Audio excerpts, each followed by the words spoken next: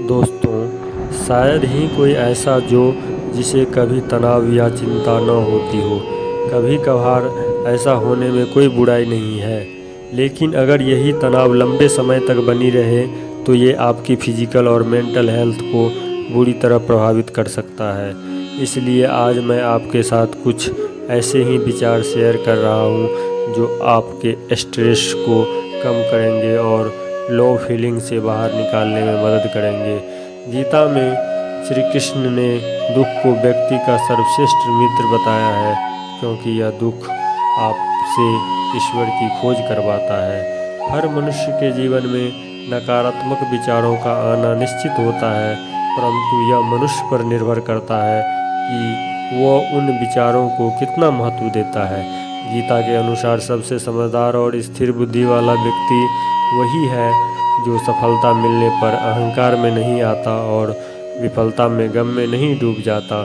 श्री कृष्ण कहते हैं कि केवल डरपोक और कमज़ोर ही चीज़ों को भाग्य पर छोड़ते हैं, लेकिन जो मजबूत और खुद पर भरोसा करने वाले होते हैं वे कभी भी नियति या भाग्य पर निर्भर नहीं करते। गीता के अनुसार सिर्फ दिखावे के लिए अच्छा मत बनो, वो परमात्मा आपको बाहर से नहीं बल्कि भीतर से भी जानता है। किसी के साथ चलने से ना तो कोई खुशी मिलती है और ना ही लक्ष्य, इसलिए मनुष्य को सदैव अपने कर्मों पर विश्वास करते हुए अकेले चलते रहना चाहिए। अपने कार्यों को ईमानदारी और मेहनत से करने वाला हमेशा अपने कार्य में सफल होता है। सफलता के लिए धैर्य का होना उतना ही ज़रूरी है जितना जीने के लिए ऑक्सीजन की ज़रूरत होती है। अपनी असफलता पर अफसोस करने के बजाय फिर से शुरुआत करें। अफसोस करने में वक्त न गंवाएं। सफलता अनुभव से आती है और अनुभव हमेशा बुरे अनुभव से आता है। सफलता तुम्हारा परिचय दुनिया से करवाती है और असफलता तुम्हें दुनिया का परिचय करवाती है। जो लोग गिरने से डरते हैं वो कभी भी जीवन में उड़ान नहीं भर सकते। यदि आप बहाने बनाते हैं, मतलब सफल तो बनना चाहते हैं लेकिन कार्य करने से जी चुराते हैं। सफलता और बहाने कभी एक साथ नहीं हो सकते। कोशिश हमें अंतिम क्षण तक करनी चाहिए। जीवन में सफलता मिले या ना मिले, परंतु तजुर्बा मिलेगा ही। आगे श्री कृष्ण कहते हैं, मृत्यु अटल सत्य है। भगवान कृष्ण गीता में कहते हैं, जिनका जन्म हुआ है उसकी मृत्यु भी निश्चित है, इसलिए इसे लेकर शोक करना व्यर्थ है।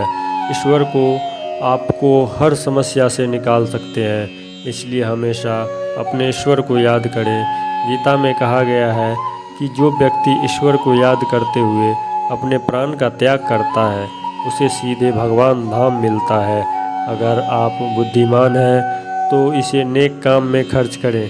बुद्धिमान होकर चापलूसी करने या किसी प्रकार का षड्यंत्र रचने के बजाय निस्वार्थ भाव से समाज की भलाई करें। इससे आत्मसंतुष्टि होगी और समाज में आपका मान सम्मान भी बढ़ेगा। गीता में श्री कृष्ण अर्जुन से कहते हैं कि मोह को छोड़कर सत्य को जानने का प्रयास करें। किसी के प्रति मोह रखने का कोई लाभ नहीं है, खासकर शरीर के प्रति मोह रखने का कोई लाभ नहीं है, क्योंकि शरीर नश्वर है और एक दिन ये नष्ट हो जाएगा। इसलिए मोह का त्याग कर सत्य की खोज में निकले और समाज व धर्म के लिए जो बेहतर हो